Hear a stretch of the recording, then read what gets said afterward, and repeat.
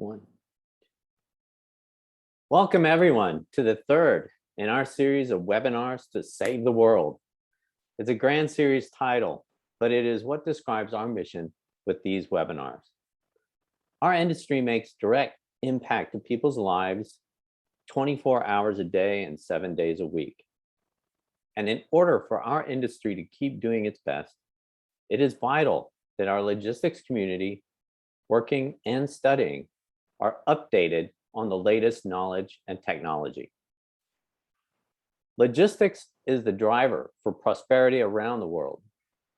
The Chartered Institute of Logistics and Transport Singapore, which I refer to as CILT Singapore, is well aware of this. Since its founding in Singapore in 1971, the members of CILT Singapore have been working to educate logistics professionals as well as young talent. We do this via our certificate programs, as well as online seminars and webinars. After the speakers have shared, I will be providing more information to you about CILT Singapore. This webinar series is very much about enhancing the industry's knowledge on how to address and solve our society's most important challenge, that of climate change. In this series, we concentrate on our industry and its activities specifically. Previously, our webinar centered on the creation of a green infrastructure here in Singapore and green logistics facilities. Today, we will talk about the last mile and fleet management. 2 more webinars will follow over the coming months to address air freight logistics and finally, ocean logistics. As everyone is aware, most products found in a store or delivered to your door likely came via a van or truck somehow. According to Statista, a major provider of global statistics, in 2020, the global road freight sector produced approximately 9% of all global greenhouse gas emissions. It is the single largest emitting mode of transport, dwarfing ocean and air transport. Sadly, the CO2 emissions added up to over 2.86 billion tons due to the fact that fossil fuels are primarily burned in the internal combustion engines which are running. For the general population, truck transport is generally the most visible polluter as well. Everyone experiences breathing in the exhaust of these vehicles when they're walking on the street. The emissions are not only associated directly to global warming, but also to poor health and the variability to breathe in our traffic-choked highways and cities. The very common experience that people have with road transport can also be a visible billboard for our industry's ability to modernize for the future. Because road transport also has a unique position among the other modes of transport, in that there are many technologies in place today to eliminate those same emissions. Today, we'll be discussing the various ways to minimize emissions from road transport. We'll see how to change the vehicles themselves over to a zero emissions vehicles or EVs. We'll also see how vehicles of all types can be used to their fullest capacity, and in that sense, eliminate wasted emissions. How technology can eliminate empty backhauls, for instance, or how technology can eliminate unnecessary mileage and repair. So first, some housekeeping. Please keep your mics and cameras to off, as this will allow for a clearer streaming during the event. Please also place your questions in the chat area. You can see that at the bottom of the screen there. After the speakers have had a chance to present, we will go over those questions in the chat and allow for the speakers to answer as best they can. Our speakers today, who have volunteered their time and effort, are Mr. Hassan Razara Lagari of DHL Express, Mr. Sebastian Shen of Haulio, and Ms. Melanie Tan of Swap Mobility. And finally, I am Tim Foote, founder of Sysymbio, a boutique consulting firm that helps businesses plan and execute green logistics for themselves and their customers. I combine my logistics knowledge of over 2 decades with my years of experience as head of Go Green at DHL e-commerce. My mission is to provide direction and leadership for those companies eager to succeed in their net zero journey. Now, first, let's start with a presentation from Hassan Raza. Hassan is Vice President of Ground Operations Asia Pacific for DHL Express. This covers 35 countries in the APEC region. Additionally, Hassan is charged to electrify those fleets in DHL Express. And he pushes the business towards zero emission targets as part of his Go Green commitment. Incredibly, Hassan has been with DHL for over 23 years. Hello, Hassan. Can you tell us about DHL Express's journey to electrify its delivery fleets here in Asia? Thank you so much, Tim.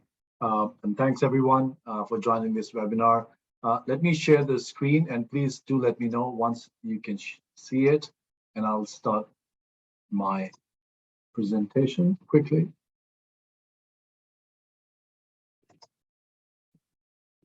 Can we see it, Tim? Yes, definitely. Looks great. All right. Thank you, everyone. So I'll take you through some of my slides. I've got 10 minutes, so I'll probably try to be quick. Yes, this is a DHL Express sustainability roadmap. I'm going to share some of the highlights with you. And then, of course, towards the end, I'm going to share what we have done in terms of electrifying our fleet and what are the challenges that we are facing on a daily basis. Just a quick one in terms of people who are not aware of DHL. Yes, this is a one company with 2 strong pillars. DHL is owned by Deutsche Post Germany. And of course, under DHL, we have a number of other umbrellas, DHL Express, supply chain, e-commerce, and other stuff. So it's a very strong brand at the moment. Give you a quick update as to what we do globally. Yes, we are truly in 220 countries across the globe and territories, which is a big one for any multinational company. You can see we also have 200 plus, 250 plus, 280 plus dedicated aircrafts. That means we've got a big air fleet. And then, of course, if you look at here, we've got 37,700 approximately vehicles on the ground, which I will talk about in the coming slides. So yeah, a bit of a global overview of DHL Express, where I work myself. Yes, globally, our ambition targets are zero by 2050. And of course, many of the companies, when I look at their profile, similar to this, some are 2040, some are 2050, 60 and beyond. But yes, our DHL globally target is zero emissions by 2050. Now, a bit of sort of a touch highlights here in terms of our purpose in driving the sort of sustainability roadmap globally. It consists of 3 focus areas with respective ambitions. The first one is, of course, clean operations for climate protection, which is the main one that I'll talk about quickly. It includes green last mile and line haul. Of course, leader in the sustainable aviation because we've got 280 plus aircrafts. We are going to work on the carbon neutral buildings by default and most comprehensive portfolio of the green products. There are some other aspects to this as well, which is great company to work for all. Of course, as any company will talk about, retaining great talent, safety first culture, diverse and inclusive workforce, and of course, highly trusted company, meaning that we will have sort of a compliance as our integral part and so forth. And now, when I look at the clean operations for climate protection, some highlights for your information here.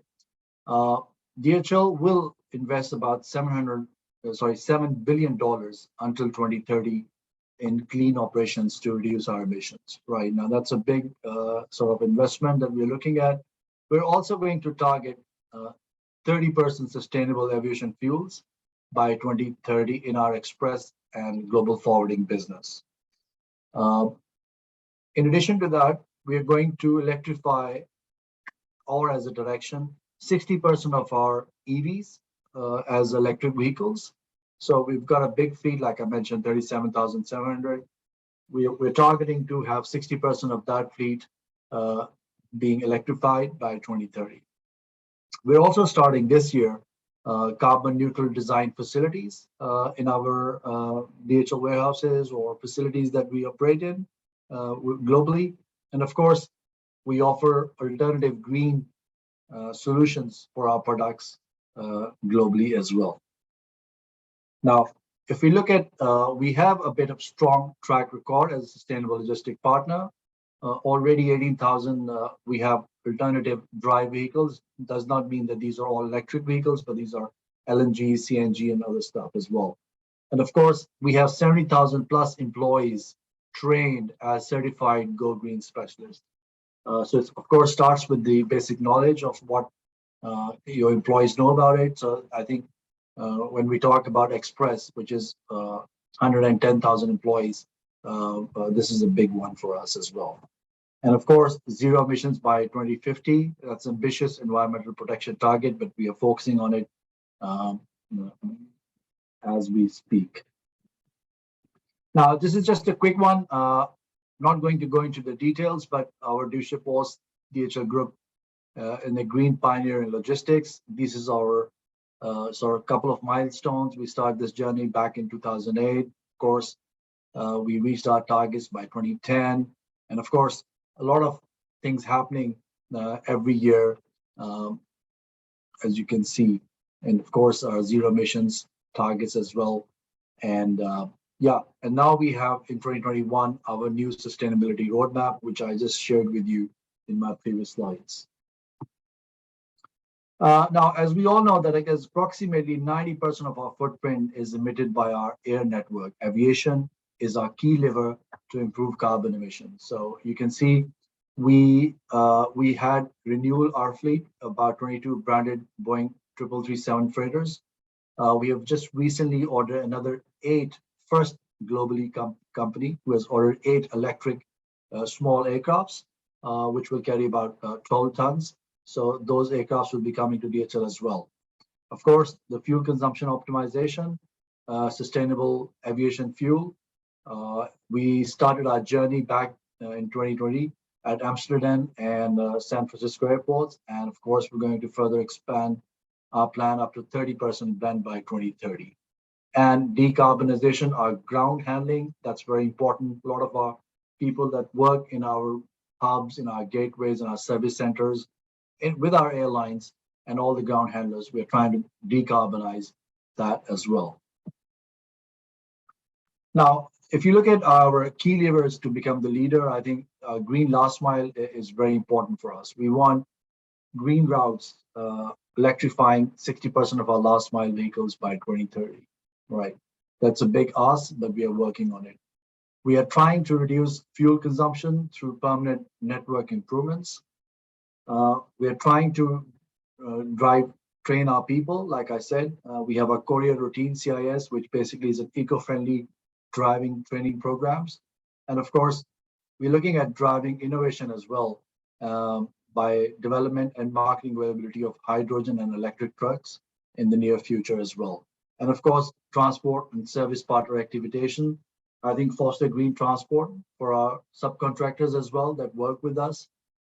Educate them and incentivize them to bring their green transportation as well into our system. A quick one on the EPIC e-mobility working group. Sean Wall is our Asia Pacific operations leader here.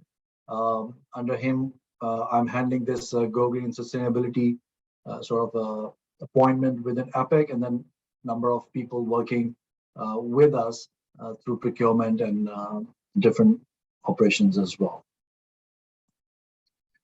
Just to give you a quick one, recently we've in Thailand, we did 50 electric motorcycles or motorbikes, and so that we can reduce our carbon emissions, which is equivalent to planting 10,000 trees each year. So now this is a bit of on the bikes. They take about 5 hours to full charge, and they can travel up to 115 kilometers on a single charge.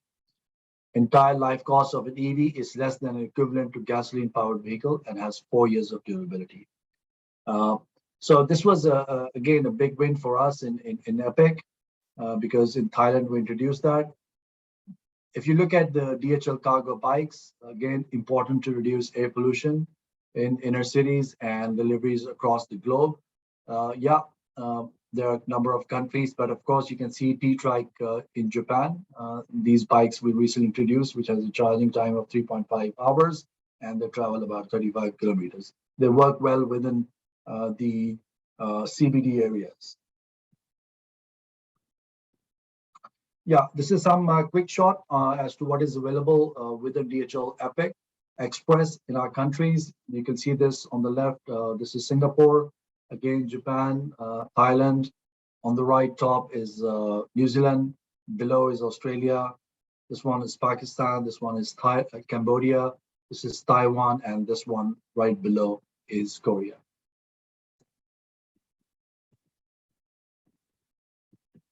Wow, that's great. Thanks. Now, just a quick one on the, I've got 2-3 minutes left. So just a quick one on the current challenges. Of course, if you look at the EVs globally, I think Europe is ahead and so is Americas, but I think APEC is a bit struggling at the moment. But I think in the last 5 to 6 years, I think we have moved quite well. But still, there are some challenges that I want to highlight with you. We've got a charging capability. We think this is still limited in Asia Pacific. The product lifestyle, we think it's not proven yet. The residual value is not clear, and customer needs to buy new batteries depending on the running mileage. Also, we think that the acquisition cost is more than 2 to 3 times compared with diesel trucks, and some governments are offering subsidies to support that. Vendor deployment, I think vendors reluctant to deploy electric vehicles in AP due to several issues. Of course, price is the biggest one, and then of course we lack in infrastructure, some regulations and repair and maintenance capabilities. The biggest challenge for us is the range, which is limited to 100 to 200 kilometers, which may not be suitable for all of our routes. And of course, the payload of the van is also very limited. Battery technology is still developing, payload loss due to battery. So again, from a safety perspective, we think that it's too quiet, hence users are worried that other vehicles may miss them. On the expectations, I think we all know that we need some financial support in terms of lowering import duties for e-vehicles. That's very important. If the governments need to do that, they need to introduce subsidies, tax incentives, contestable funding programs. So I'm based in Singapore, and I'm glad to say that the Singapore government have recently introduced some subsidies into Singapore as well. And that's why DHL Express in Singapore are now going for 105 EVs next year. On the non-financial support, I think we need more charging infrastructure. We need to develop regulations to expedite custom clearance for these vehicles. Product registration, I think India, for example, doesn't allow corporate companies to register two-wheelers. And of course, less restrictions. If you want to go into CBDs, maybe we need to allow into CBDs areas during peak hours, and maybe no parking fees, etc. On my last slide, this is our chairman for Leadership Post DHL, and the message is that there's no way around sustainability logistics in the future. We are deciding today what kind of world we and our children will live in for the next 30 years from now. And our aspiration is to make a sustainable contribution to ensure that this will be a better world. So yeah, I mean, there's a lot out there, but I think we are going full throttle, and we're going to invest $7 billion by 2030 into green sustainability, EVs, aviation fuel, and carbon neutral facilities.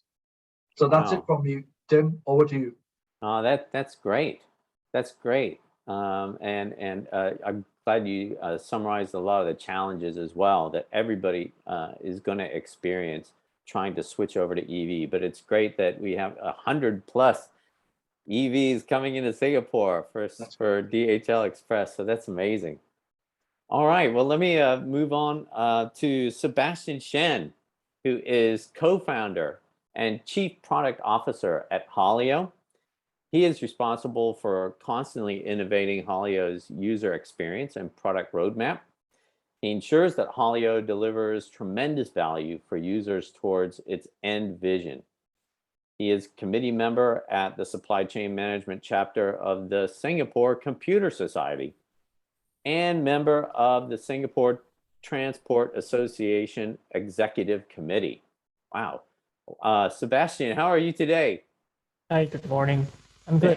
Thanks for asking. Yeah, I think it's great that you're here. And as Hassan was mentioning, a lot of their initiatives are all about optimizing their network as well to eliminate mileage and eliminate things like that are causing emissions. Can you share with us how Haulio works and how empty backhauls, for instance, can be eliminated? Sure, definitely. I'll share my screen.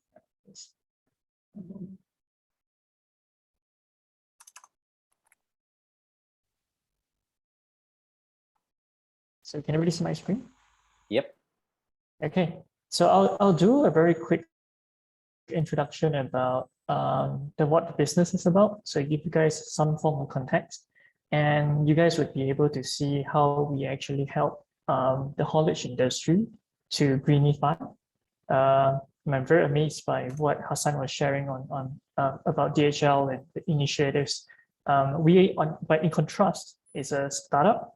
So the kind of difference that we bring into the table or bring into the world is the approach is very different. So we'd love to hear you guys, whether you guys have any questions or any thoughts after this session, actually. So without further ado, I will just go straight into the slides. So Haulio is a tech-enabled first-mile logistics tech company. Okay, so the concept is first-mile logistics, which is the movement of containers from your warehouse to the port or port to the warehouse, vice versa. Okay, so containers, I mean, everybody here should be very familiar. Just in case anybody's not familiar, we are referring to the shipping containers right over here. So yeah, so that's what we are thinking about, the movement of containers from port to warehouse, depot to warehouse, warehouse to port, port to depot, like this kind of movements. So what we've done so far is that today we are Singapore's largest digital container haulage platform. So we've got more than 98% of haulage companies have an account with us, and of which a third of them is very active on our platform every single month. We have transacted more than 1 million TEUs on our platform entirely. And today we are also Thailand's fastest growing digital haulage platform. So our operations have moved beyond Singapore to move into Thailand together with our customers. And at the same time, we were incubated and at the same time invested by one of the world's leading port operators, which in this case is PSA. Yeah, so we have been very fortunate in our journey. And together with our investors and our customers, we're trying to change how operations is being done to give customers a better service, at the same time to greenify the operations. So what we're heading towards is that we want to digitalize all sorts of container movements and intermodal movements in and out of Southeast Asia. So the problem statement for the company is pretty straightforward. You have containers on a vessel, you would be able to know exactly where is it going, whether it's delayed, you would know when it will be reaching the particular port. But the moment that it leaves the port, it goes into a blank state. It's a black hole of information. You don't know where the container is, you don't know what's happening to it. What we're doing here is we're trying to light up that sort of movement from port to the warehouse so that all these kinds of movements could be seen throughout Southeast Asia. So today, like I mentioned, we are in Singapore and in Thailand. What we're going for towards in 2025 it's towards a complete digitalization of 100% coverage in ASEAN. So where Haulio is thinking about is very much in ASEAN perspective, because the way haulage is being done is quite different throughout various countries. It's different in Australia versus Singapore. At the same time, it's really exciting to be in a growing region. And with this growth, a lot of this movement would actually be happening, right? It will only grow from here. And at the same time, with our technology, with the growth in the region, plus whatever that we're doing to optimize the backhauls, for example, or whatever they're doing to greenify the entire operations, would deliver a tremendous impact to ourselves and our future generations. So what kind of services do we provide to our customers? If you're wondering, we basically do digital haulage services, but we don't own any trucks, right? So we become so our customers would actually be booking haulage through us. And this kind of services that we do like empty imports, round trip trucking, full container load trucking, project cargo trucking, and we also provide value-added logistics services together with our partners. So again, we don't own any trucks. We focus on digitalizing the ecosystem. We focus on helping our hauliers to be able to be a lot more effective, right? To introduce technology that can help them to greenify their operations. So the difference that we bring to the table for them is that the current process, right? Beyond the fact that haulage is, I mean, on the green side of things, you're talking about like haulage is very much I mean, there's trucks contribute quite a fair bit to the pollution, to the carbon emissions. This is a well-known fact, right? But what we are solving to our customers is really a process innovation, right? So process today is mostly manual. It's very prone to human error. And for companies who have multiple regions in operations, you realize that it is actually very hard to standardize procurement services throughout ASEAN, right? It's very hard to find vendors when there's a search period. What we bring to the table with Haulio is automated and real-time information. So we bring in the latest innovation in technology. So like, let's say, for example, vessel berthings, all of these are available online right now, right? So we bring that side of information, we digitalize our hauliers. At the end of the day, we are bringing ride-hailing kind of experience to trucking, right? So you know where is it, you know when is it coming, you know that if there's a delay, the entire pipeline gets notified, right? At the same time, we bring in digital process innovation to our customers because you don't have to go through emails or fax to get your booking done. It can be done entirely via API, right? We can update you via API. It doesn't have to be, you don't have to maintain a lot of paperwork just to get things done. All these things can be done programmatically, digitally, right? So, and also because the way we optimize our operations together with our hauliers, there is also profit optimization opportunities that's available, right? But I think the most important thing is the vendor management piece, because we become your partner to actually help you find different vendors, different haulage vendors, right? And in the industry where it's mostly hidden, it's actually very hard for you to source for vendors that you can trust. And like I mentioned just now, during search period, finding vendors become a really, really important thing to do, right? So that's what we come in to help with. So we have customers here we are working with that is also working with us in Thailand. So basically it becomes the same process that is happening in Singapore for you to book for haulage is the same process that's happening in Thailand, right? And at the same time, we help you to manage your vendors. So that's what we do. So digitalized tracking and transactions, standardized procurement, indirect cost savings from less time in terms of monitoring, managing fax machines, for example, trying to email people, trying to get updates. All these things are what we bring to the table. Yeah. So this is about what we are doing. I will go straight into like how is it being done, right? So very straightforward. I think you guys can already imagine very quickly, like a web booking portal for customers. You could use APIs. It's fine as well. There's a front end for you to use if you like. There is as well, right? But the main things that really happen here is the supply side, which is what do we do with our hauliers in terms of job and fleet management.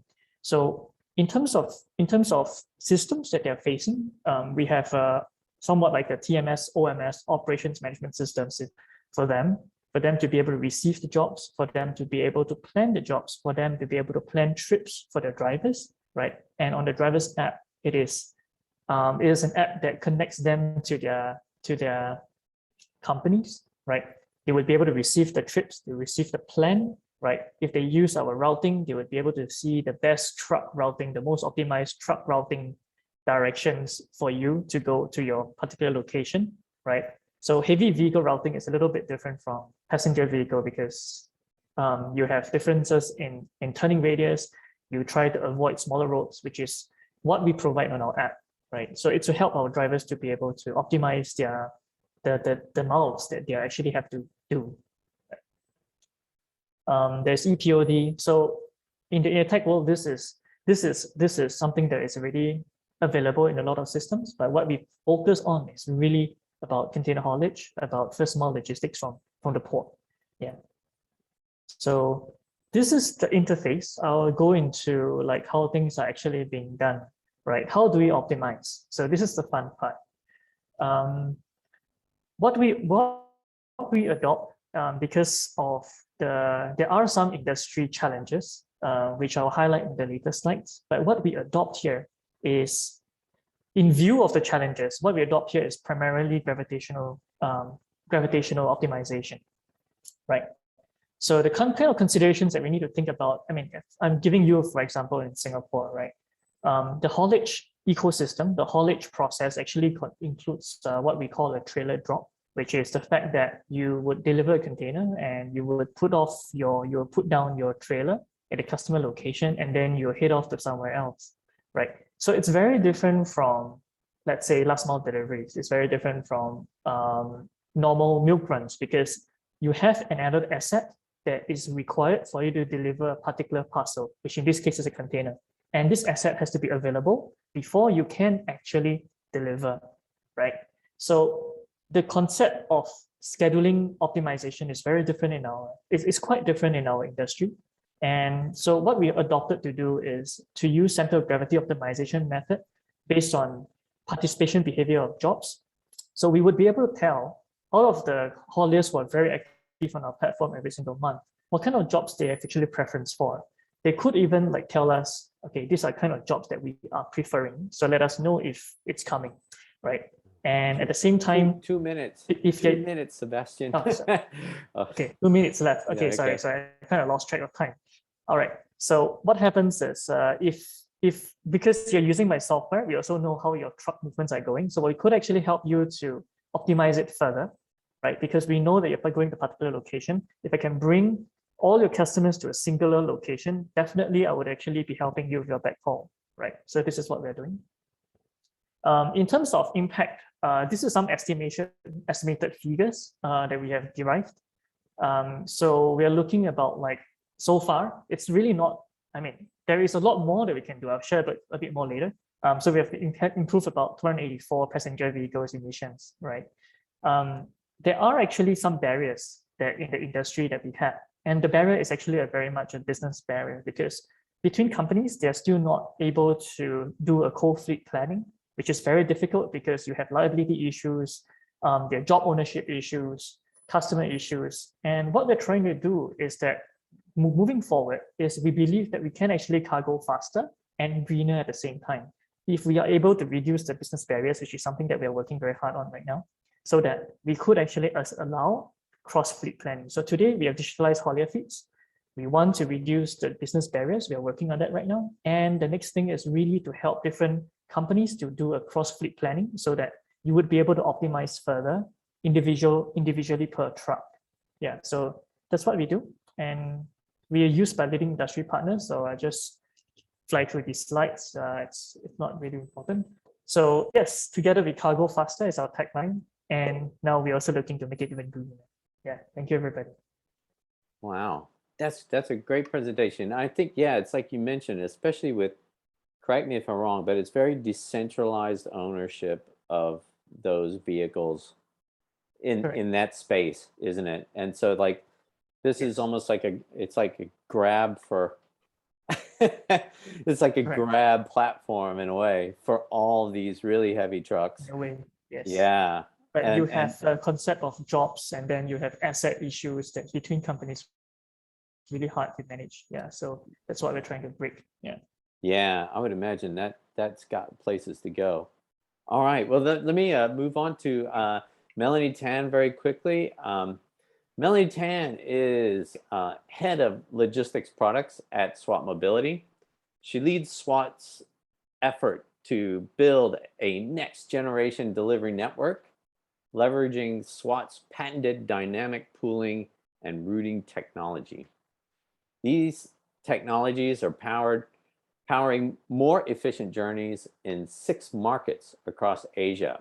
These include Singapore, Japan, Australia, Thailand, Vietnam, and the Philippines. Prior to joining SWAT Mobility, Melanie spent 9 years at the Singapore Economic Development Board as well. Melanie, can you please describe how your company's tools optimize transport networks here in Singapore and across the region? Sure, happy to, Tim. So I'm gonna go ahead and share screen. Let me know if you can see it.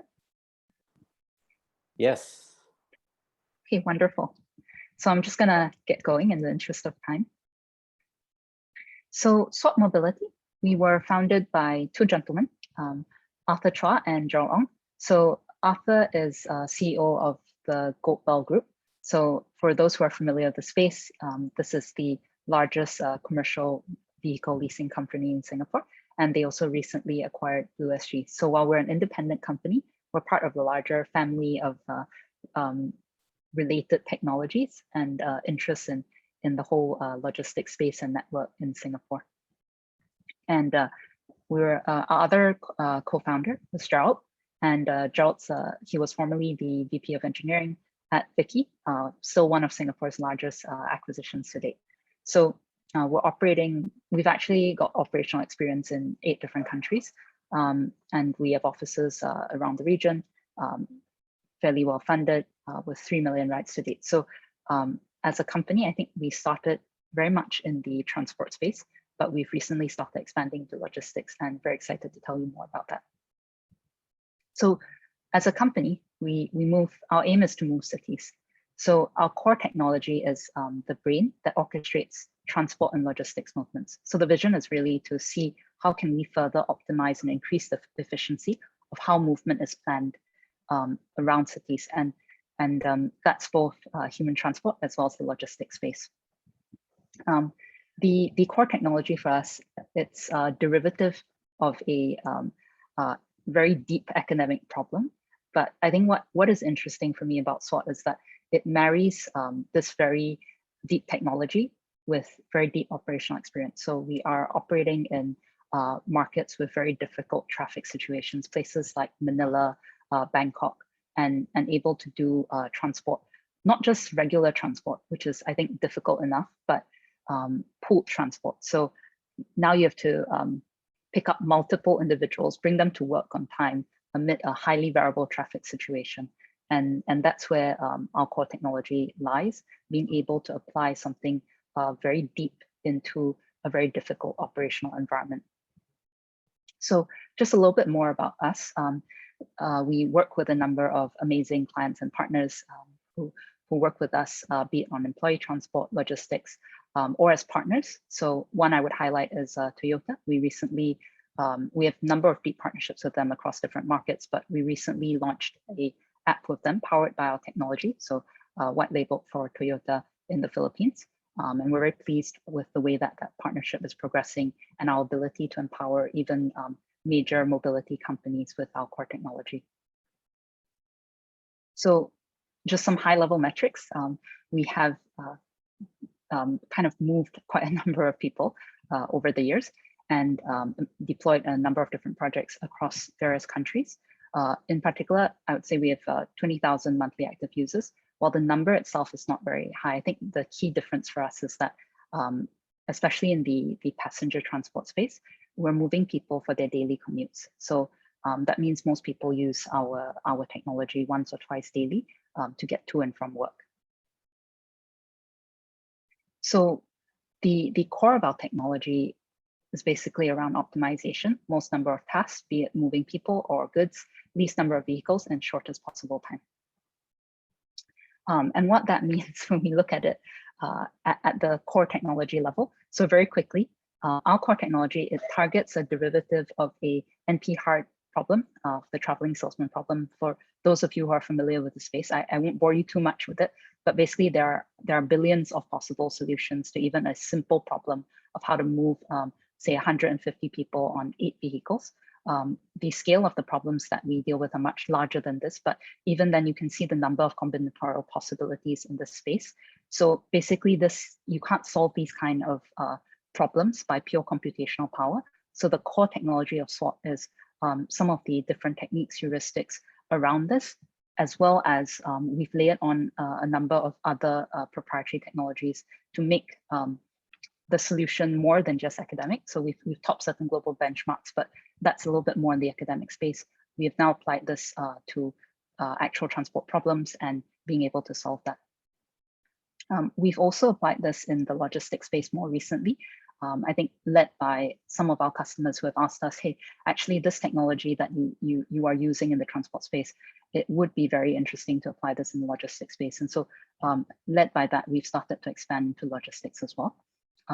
Because this webinar is about saving the earth, right? And I thought I'd just share this McKinsey report, and it talks about the different kinds of technologies in the urban transport and delivery space, and which ones have high propensity to have environmental impact, and then also in terms of things like cost effectiveness, because ultimately what we also want is the private sector to be able to adopt these technologies and for them to really come into fruition. So two of the ones that are viewed as having the highest impact, one is the electrification of vehicle fleets, another one is load pooling. So both of these are highly relevant for SWOT. I think on the electric vehicle side, we haven't really announced anything yet, but if you look at our linkages as well as the application of pooling and routing technology, electric vehicles are one of the areas where you would need that, because you need to figure out when the vehicle needs to go back to charge, where these charging points are located, and how to optimize the movement in order to ensure that that doesn't hurt your efficiency and your ability to deliver on what various customers' needs. So in addition to that, I think we're able to support things like on-demand insertions, even when vehicles are en route. So that's one of the more difficult areas.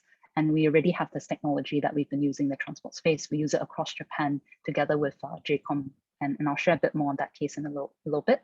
And we also have various ways of configuring that so that the routes are more appropriate. And this is where the operational expertise comes in, because there's a lot of change management involved in it. Many of these routes have been manually planned for 10 years plus. So they may be dynamic, but you have people planning them every single day. And the benchmark is there in a way for us to beat the human planners and be able to show that our technology is superior in terms of both the efficiencies, but also in terms of the practical usability of the routes. Then lastly, we have, I think Sebastian alluded to this earlier, that there's definitely a difference when you are trying to route larger vehicles. So we have machine learning calibrated proprietary speed maps across different cities. And some of these have things like time dependency, so we can factor in traffic at different times of the day. And these are some of the things that form, I guess, the differentiating technology for SWOT. We see ourselves as an enabler to many different companies, including companies like Haulio with this sort of core technology. We're also able to handle very flexibly all kinds of planning considerations. I think the common ones are things like location, height, weight. So companies like Haulio do first mile from port to warehouse. We tend to deal with first mile, last mile, but a lot of it is delivery from warehouse to stores. And that means that different loading days, different timings of when these stores are open, as well as in the B2C space to people's houses. So there's a lot of this different kind of dynamic that we have to plan around. And that's where then using a system and algorithm to plan rather than having a human being try and optimize it makes a lot of difference. So just quickly, we have a full suite of applications for the transport space. So passenger application, driver interface, all of these different application suite for the transport space. And we are slowly building that out as well for the logistics space. So just a little bit on the path to zero emissions and the kind of impact we think that technology can make. So one of the more interesting case studies, I think, for us when it comes to environmental impact is Jcomm. So our grand plan with Jcomm is to deploy our technology across more than 50 cities in Japan. And we are making strong headway on that, despite COVID and the different lockdowns. Our estimate is that we can save 910 tons of CO2 emissions annually for Jcomm. And the interesting thing for the Jcomm case study is they currently have salespeople operating in different cities in Japan. And so every day they move from client to client, trying to visit all of these different clients at various appointment times. Previously, what Jcomm was doing was every single salesperson rented a vehicle of their own. So you just had a lot of vehicles running around, a lot of idle time every time they parked, a lot of stress for the salespeople. Some of the cities are hard to find parking in. So they spend a lot of time wasted, a lot of stress on that. And what we've been able to do is then use our on-demand technology to have a fleet kind of operating and picking up and dropping off all of these salespeople. They save a lot of time as well. So they love that they can now work on the vehicles instead of having to drive between different locations. And they told us they spend a lot less time in the office after visiting all the different sales calls that they have because of our technology. So that's just one of the ways in which we see our technology being applied in very different ways. And then of course, the bonus for all the nerds out there is that it's a traveling salesman problem and a nice allusion to the core academic problem. So just one or two other case studies for me to round off with. So in Singapore, we've managed to look at 33% savings on vehicle utilization and 17% reduction in mileage accrued. So can't share the name of the company, but it's a major logistics marketplace. We're also exploring some new business models with some major 3PLs around how do they marry both deferred day deliveries, so it can come on any day, as well as same day deliveries, so that you use that deferred delivery to bulk up your same day numbers and create more efficiency from that. So some very interesting problems that we're trying to apply our technology to. We also have a case study with a top 5 Japanese logistics player. So for this particular business unit, they were still manually planning, which we honestly were not expecting for a company that large. But that particular business unit, there were a lot of needs and factors they had to think about, and a lot of different kinds of constraints. So even down to, this was in Tokyo, and some places in Tokyo, even though it's B2B, there's no parking, no loading bay, and only the trucks with 2 people can go there because one person drives around the block and the other person does the delivery. But not all trucks will have 2 people, therefore we need to optimize around that. Every store has a different timing for delivery, etc. And then different loading factor, height, weight, all of that. And so that's how we were able to derive a very, very large saving, 60% reduction in the number of vehicles used. And just to give a little bit of a preview of what it looks like, this was a mixture of first mile and last mile. I think that's also why we were able to get such high number of vehicle savings. So basically, they are both picking up and dropping off as they go through each store, and there are different timings for all of that, as well as the load factor for the vehicle. And then lastly, this is in the passenger transport space. I thought I will highlight this one, and it can be named. So Inspiro, they're one of the leading BPO players in the Philippines. And basically they have round-the-clock shift workers going through the night. They need to provide employee transport for these workers, and it became even more critical during COVID for them to be able to travel safely and not have to go through public transport to be able to get to their workplaces. And basically, it's an incredibly complex operation. They have departure times every 30 minutes to an hour.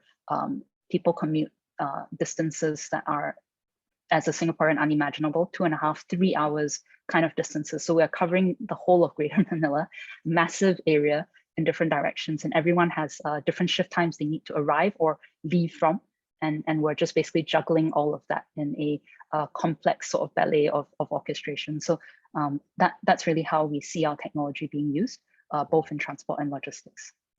and that's just a picture of how complex it is. And so I'll just end off last slide.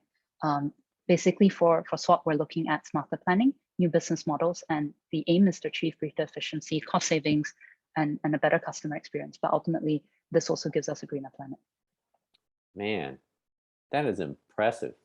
I mean, it's amazing what kind of savings you have. And I just want to highlight, like when you're saying like that they were able to reduce their fleet, that's just like that's like a huge chunk of emissions just gone. You know, I mean, you're just like moving that off the road, you know, in so many ways. It's really amazing. And what that is really amazing ideas that you just, instead of these guys driving themselves around looking for parking, why don't I just have a service drop you off and take care of this for you? It's like, it's really amazing. We had one question. I will go to the question and answer section right here because, and we have one for Melanie already. She was, there was a question from Vicky about on-demand bus program. If I don't know if you were involved with an on-demand bus program trial here in Singapore. We were. And Yes. and the question was, you know, what, how much time, you know, well, how much more shorter wait time would there be, was there in that trial for the passengers involved? I don't know if you know that data off the top of your head, but I can pull it up. I'd probably need a minute, but yeah, I would say, to be honest, across the different on-demand deployments, there's a large variance also compared to whatever the baseline was. But I think the answer is somewhat complex. So it really depends. We also operate public transport on demand in Sydney with a service called Metro Connect. So it's a first mile, last mile from the train station to the suburban areas. Before that, there wasn't such a service, so there isn't really a benchmark. But typically, you're looking at, on average, I think less than 10 minutes wait. So it's not quite a Grab experience, but if you think about it, it's a fraction of the price, and also much better for the environment because you're pulling multiple passengers en route to that place. Yeah, no, that's always great. I mean, I've taken services like that in different cities, like in San Francisco, and I think I've done that in Sydney back in the day as well. But that's really amazing that y'all have tried to, you know, put that all together. In the chat box, we haven't had a lot of questions, so I think I will move to, I think, a question for you all, and maybe we can start with Hassan. What is the key takeaway regarding your work with electric vehicles and how it helps sustainability? I think in my last 5 to 6 years working on the EVs within APEC and globally with our teams, I would say the biggest takeaway is that a few years back, I saw people were shying, were thinking, oh, this is in no way feasible.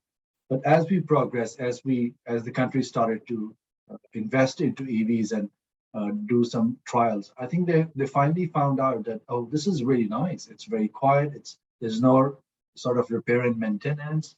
It's charged within the in-house. We don't have to go to the petrol station, stand on the lines. And eventually they realize that, you know, they really want to have it. And now, because in Asia Pacific, we don't have much vendors out there, most of them coming from China and Korea and so forth, they're now eager to deploy them as quickly as possible. So I think the one takeaway is that if you are thinking that, oh, this is not going to be feasible for my fleet or for my, you know, transportation or logistics, I think it is. That's a key takeaway I have taken in the last 6 years. It is definitely a big takeaway. The sooner you have it, the more you'll enjoy about it. Yeah. Wow. Wow. And Sebastian, what would be the key takeaway regarding the work there in regards to, you know, how that helps sustainability and how ports and cities like look at this kind of technology? I think Generally speaking, I think in our industry, there is still a lot of digitalization work that needs to happen first before you can really Yeah. optimize this sort of operations. Yeah. So, but it's a really good thing to see that that is actually something that is this is something that the region is actually moving towards really fast, in my opinion. However, I think the biggest barrier is very much the concept of the whole business model that wraps around different trucking companies that makes it really hard to. There is like there is a limit to how much you can really optimize if you have only that sort of number of trucks, for example, right? And you need to have scale for you to be able to optimize further. So I think that is the biggest barrier that will happen. However, though, if you were to look at the industry the region as a whole, you would see that actually the technology adoption is quite good. I mean, the openness to technology is quite good, which is something that is very reassuring, in my opinion. Yeah. Do you see like more success for, I mean, especially to get the providers of the transports together? Is it almost easier to fully optimize, let's say, the movements in and out of port if you have small, I would say almost like, small owner operators making up, oddly enough, like a larger percentage of the transport in that area compared to, let's say, larger companies that want to constantly compete with each other and don't want to share assets and don't want to share anything. I mean, but maybe does your system actually work almost better with owner operators? Yeah. So actually, with most optimization systems, actually, if you don't have the less what do you call that? I'm sorry. So owner operators, they are the best sort of people to optimize because there is less rules that prevents you from optimizing in a certain way, right? So to be honest, I agree with you. If the industry was mostly on owner operators, that would have been the best way to optimize. However, though, because port-based haulage, it is actually a very regulated, it's quite a regulated industry. To enter the port, you need licenses. It is not something that individual owner operators would actually be able to attain for, much less pay for sometimes, right? So that is actually a natural barrier. It's a policy barrier that is preventing owner operators from really working out. So you have to still work within the boundaries of companies most of the time. Yeah. Wow. No, that's really insightful. And yeah, Melanie, I mean, what is a key takeaway that you've experienced regarding this work and how it can, help sustainability? I think it's the sheer magnitude of how much potential there is in this space. So in a way, because we operate regionally across Asia and it's very diverse, so we somewhat expect that less developed countries would be manually planning and not have any kind of automation or system, and that was expected. But what surprised us was the number of companies in Singapore and Japan, large companies who are still manually planning either certain segments or most of their operations. Wow. And that's almost a bit scary, to be very honest. When we were working with one particular company in Japan, we wanted to say, okay, how do we do an end-to-end digitization of what they're doing? And so we started with, okay, how do the orders come in from your B2B clients? And they said, oh, by fax. I was just floored. So no matter what, someone has to still enter the orders in, right? And we were hoping, we can extend that digitization, but you have, I guess, so much room to grow and so much need for change management and adoption of technologies in this space. It's incredibly exciting how much potential there is for us to really transform the space and increase the efficiency of all of these fleets and transportation. Wow, that's amazing. Facts. I don't think, I don't even think I see many of those on name cards anymore, fax numbers. So it's like, That's amazing. It's like when I started in this business, they had telex addresses. But well, I could see we've reached the end of the hour. To those attending, please look out for a recording of this event and answers to the questions that we were having today. And we don't have anything that weren't. We don't have any questions that weren't addressed, so that's good. We generally take a week to put things together. And then we will share that on the CILT website, which I'm going to share some information about that right now.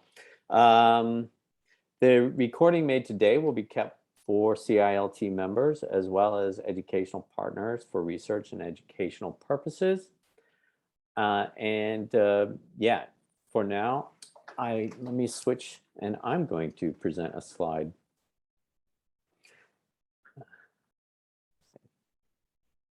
Let's see. Share my slide. I'm going to say something about CILT.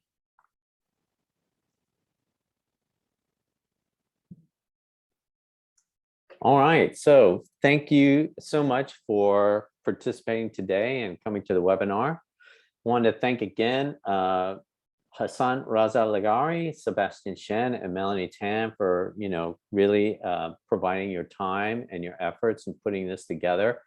This is a very important series for us. Some more information about the Chartered Institute of Logistics and Transport. It is engaging professionals in supply chain, logistics, transport, and physical distribution all around the world.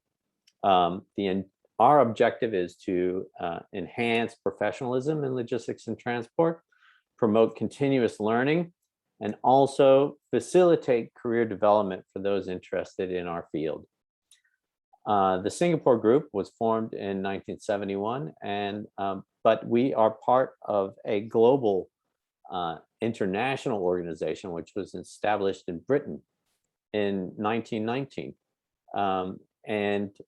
Today we have a global membership of 30,000 people involved in 35 different countries around the world. You can follow CILT Singapore on our LinkedIn or Facebook page. Just look up CILT Singapore, or better yet, go to our new revamped website, cilt.org.sg, and you can see previous webinars. You can get the links for that on YouTube, and also learn about all the different programs and educational programs as well as webinars from our website there. It's a really new revamped website and it's really cool. So please take a look. And again, we are going to be taking a holiday for the Save the World webinar series through the holidays. We will be back first quarter, and we will be talking about sustainable air fuels, probably around February. So be looking out and register for that when we have a firm date and information about that. It is coming up first quarter, so we will continue then. And as I thought was this is a very significant topic, as Hassan was mentioning, 90% of DHL Express's footprint is actually from the air miles, and so the sustainable air fuel is very, very important for our industry. Other than that, okay, thanks for joining us today, and hope to see you for the next session. Thank you and have a great day. Thank you.